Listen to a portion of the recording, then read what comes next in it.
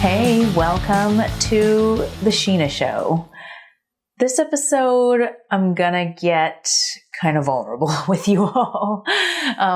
One question that I get a lot when I share my story is, how do you know when it's time to make a change? I was a corporate lawyer for 6 years, and I finally quit. And why was that the time?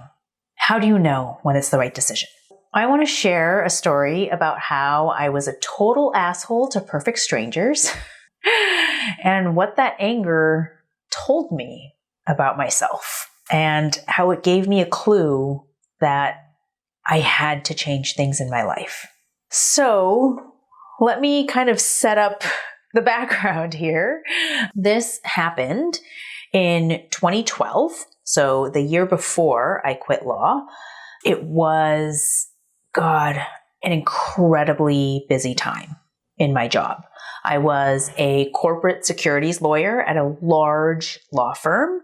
I was working on this huge project. It was taking a company public, and taking a company public involves just getting the company in shape, disclosing everything about the company to potential shareholders. I mean, it basically means creating like a 500-page document, everything about the company, its employees, how it makes money, its finances, all the regulatory things it has to do. I mean, it's just like a huge, huge job.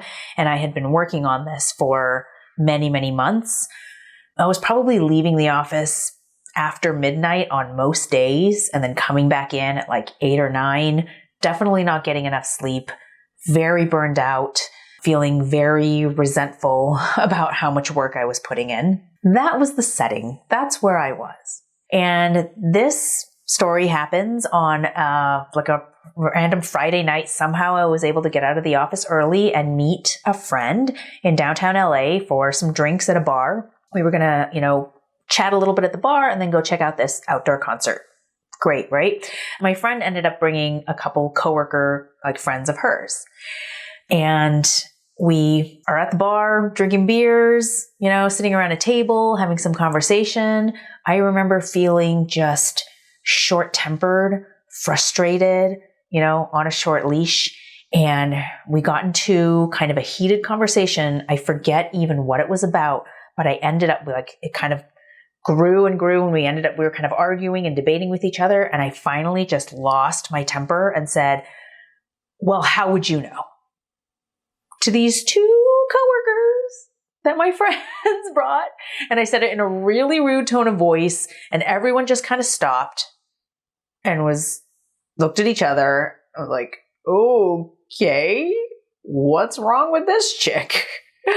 And there was a really awkward silence, and I excused myself to go use the bathroom, and I was still feeling kind of justified. I was feeling angry and frustrated. And when I came back from the bathroom, we left to go, to this concert.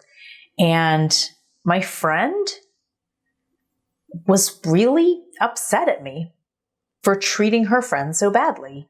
And she confronted me about it and said, that was really condescending of you. You were really mean, and you do this a lot. You're actually quite condescending a lot of the times. And, it sucks.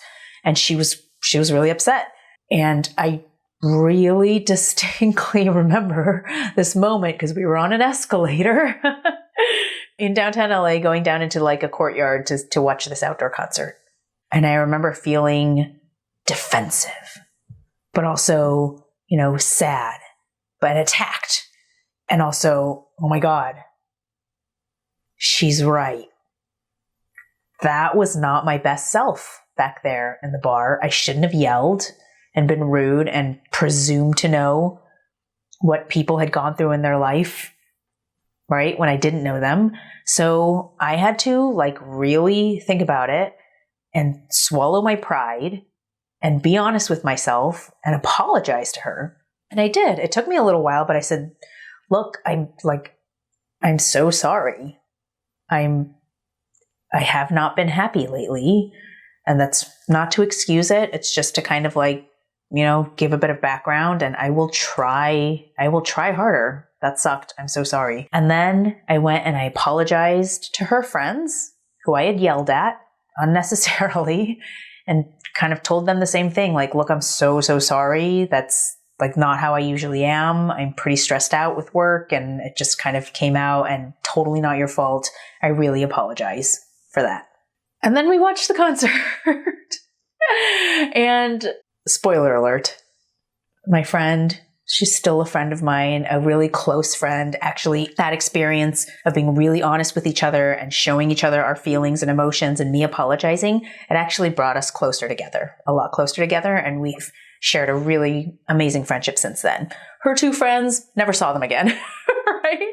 And I'm sure they've forgotten all about me. But that experience, this whole story, I will never forget it. It was a explicit example right in my face that I could not ignore, that I was not at my best. I was not being my best self. And for everyone who's like, if you've been following me for a while, if you've been listening to the Shinah show, I'm sure that version of Shinah sounds like a totally different version of me. You know, I'm now so much happier, more positive, more compassionate, a better listener. But that me back then, that was my anger coming out. And of course, it wasn't anger at those two friends. It wasn't them. It was anger at my own life and at my own decisions and at what I had created for myself, and anger that I wasn't changing it. So the good news, as you all know, is that eventually I did change it, right?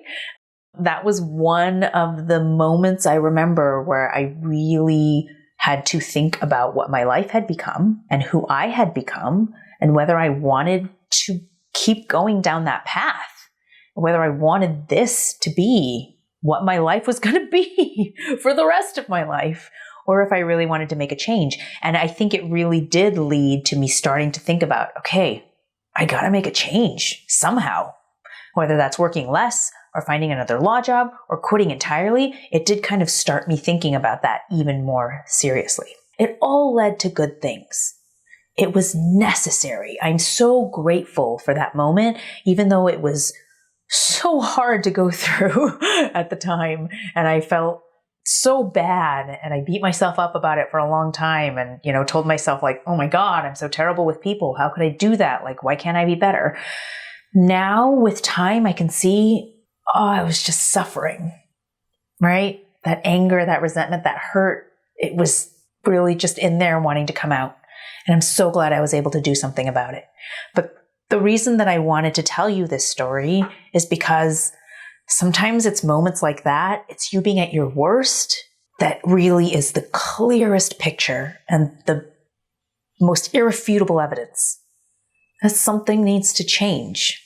If that resonates with you and you can remember moments where you're not at your best, I hope you can take from this that it can get so much better. It can really be an amazing learning moment and turning point in your life. And you do have more control than it may feel like right now. I can say that with absolute confidence to my past self.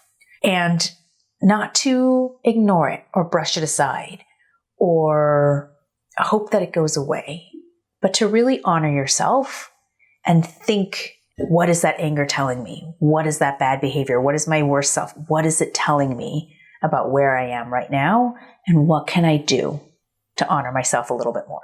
It takes honesty and it takes guts and it takes asking uncomfortable questions. It takes making uncomfortable decisions and taking action. But it can lead you, I'm telling you, to such an amazing place. That's what I had for you today. It's just an honest sharing of my story, and hope that it gives you maybe a little bit of an example or a little bit of courage to look at those moments in your life and ask, what can I learn from them? Who can I become? It's all part of that crooked creative path. I hope this has been helpful.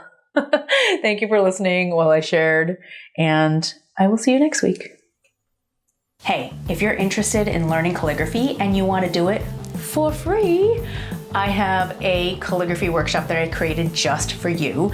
I know how frustrating it is to buy the wrong tools, to not know how to use them, for everything coming out of your pen to look like nonsense. That's why I created this training. It's about an hour long. It shows you exactly what tools to buy, how to prep those tools, how to get started right, and how to continue practicing so that you actually get good at calligraphy. And bonus, it will tell you a little bit more about how to continue working with me if you want to learn calligraphy from me. So that's at freecalligraphyworkshop.com, all one word, freecalligraphyworkshop.com. Hope to see you inside.